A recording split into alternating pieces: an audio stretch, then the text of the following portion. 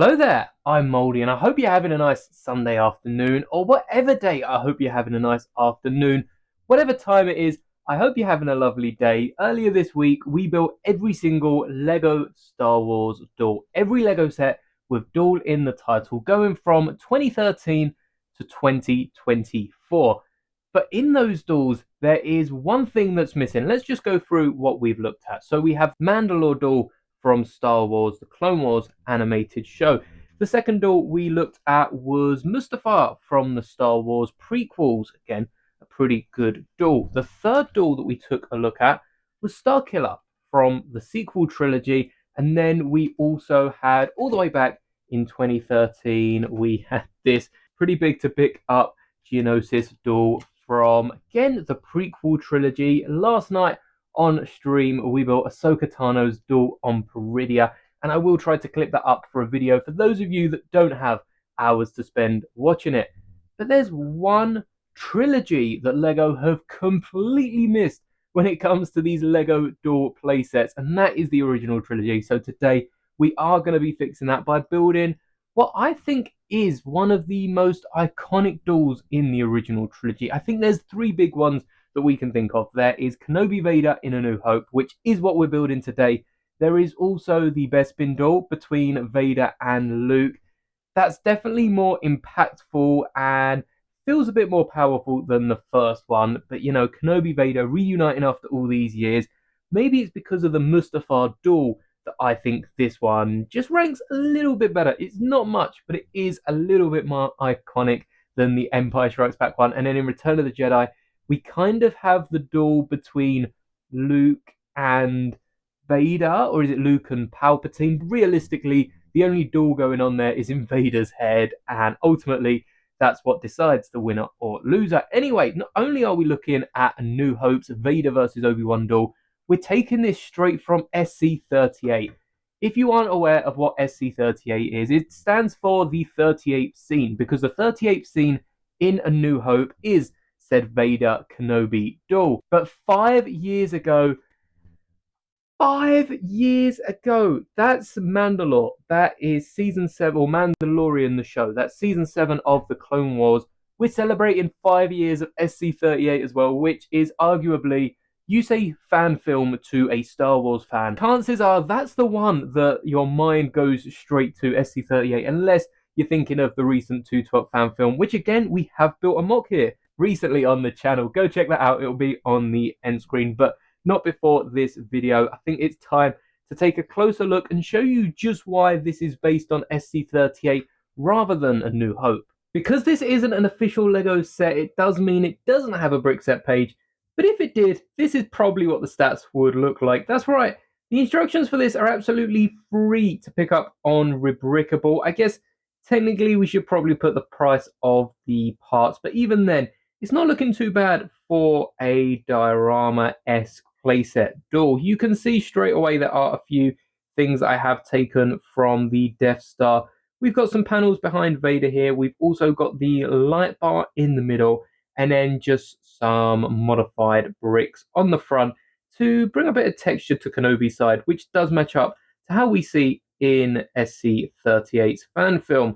We've also got the back of it not looking too bad, if I'm honest. I've definitely seen some worse backs of mocks, and then we've got a little play feature here that I will take a look at a bit better later on. But for those of you that do want to build the instructions, do want to build this using the instructions, I've hidden a little secret in both of these bases. Leave a comment if you are curious enough to go over explore. You don't even need to build it because the instructions are free. You can just download it and take a peek at the first couple of steps. Don't tell me what it is in the comments. Of course, I know and don't want to spoil it for anyone else. But if you know, you know, and let me know you know in the comments. Anyway, this isn't just a hallway. This would look pretty boring if this was bricked in. You can see the hinge in the middle. And if you have paused the video to go check out the instructions, you're probably aware that this folds in half. If you've watched SC38, you're probably aware of the hallway scene. I mean, technically, this is the smallest of hallways, but there is a portion of the animation of the edit that leads Vader and Kenobi down this small hallway. We're talking like Fallen Order Jedi Survivor size hallways here. Not a lot of space, and they properly get into the door and hash out all their emotions and Vader's hatred, and Kenobi's just on the defense. Very Miyagi-Do versus Cobra Kai, if you get that reference. But I had to do this with it. Not only do the sabers not really reach as well when they are lengthways, you can see we can turn Vader and Kenobi. They could probably touch tips, but that's the best you're getting from this model. If you fold it in half, you can properly duel them off. And if you do have someone else to duel with, you can definitely smash the sabers together. Reminds me of an old Ninjago play feature, and the minifigures are held on with a jumper tile to make sure with enough force you can smash one of the minifigures off their plate. It does rotate and the handle does pop out. You can use another one of what we like to call frying pan studs here, which is the little element just behind Vader's foot there that attaches to the hilt in the first place. And you can attach another one of those to the outside here and just have a better handle if you want to swoosh it around, or maybe even wire it up to some sort of Technic mechanism and put a motor there. But I've also included some details around the base. The front of it is plain because I know there are a few of you fans out there that prefer just the regular bricks and not over detail in the front. And then when it's open, we've just got a bit of wiring that's been split down the middle of the platform, because all the wiring definitely runs between the thick floors of the Death Star. Around the back, we've got some of these 1x4 modified bricks to add that extra little bit of detail. And you are seeing that right, I'm using a jumper brick to connect into a 1x1 Technic brick on the other side, as opposed to any other clips.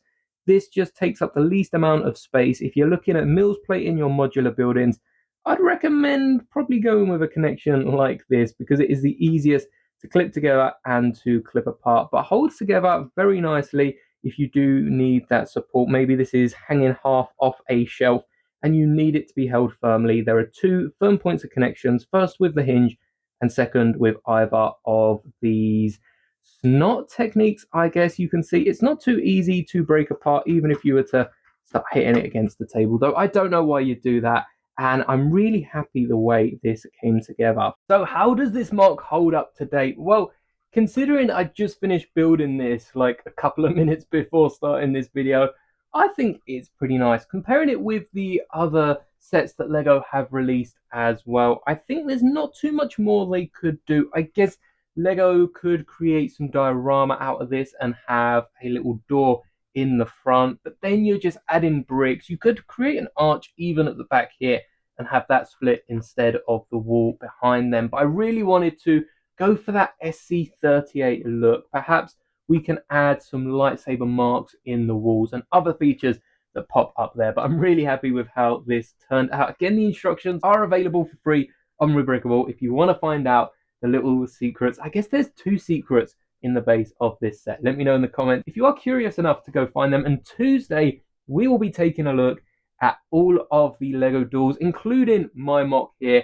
and comparing them for a definitive ranking of LEGO Star Wars duels, at least until LEGO release another one, which I think this year we could definitely get some Order 66 duels. We've seen so much of Order 66, even in recent shows like The Mandalorian and Kenobi, and I'm sure the flashbacks haven't stopped yet. It's a very big, arguably the biggest event that happens in the entirety of Star Wars canon, though I don't want to cause too many arguments down in the comments. There might be another one, but thank you so much for making it to the end of this video. I hope you enjoyed. Smash a like if you do want to see more custom MOCs like this, and also if you would like to see me turn the Geonosis duel into a more modern set, either diorama or something like this as well, because Mustafar, we've done that, turned that into a diorama. Starkiller's just a forest, really, and I don't think that will be too interesting. Peridia is a diorama. Mandalore we've even made